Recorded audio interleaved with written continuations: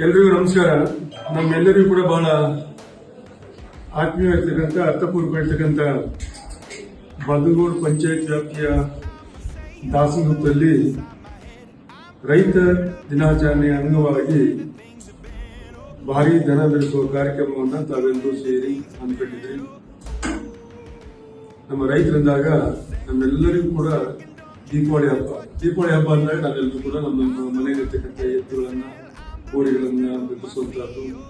ಅದರ ಆಚರಣೆಯಲ್ಲಿ ಸುತ್ತಮುತ್ತ ಇರ್ತಕ್ಕಂಥ ಸಾವಿರಾರು ಜನ ಬಂದು ಭಾಗಿಯಾಗಿ ಅದರ ಸಂತೋಷವನ್ನು ನಾವು ಹಂಚ್ಕೊಳ್ತಾ ಇದ್ದೀವಿ.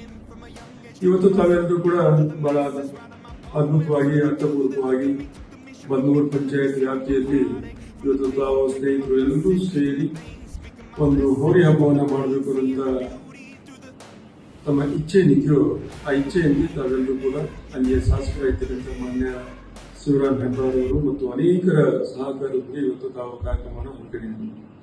ಈ ಕಾರ್ಯಕ್ರಮ ಚೆನ್ನಾಗಿ ನಡೀಬೇಕಾಗತ್ತೆ, ಅರ್ಥಪೂರ್ವಕ ನಡೀಬೇಕಾಗತ್ತೆ.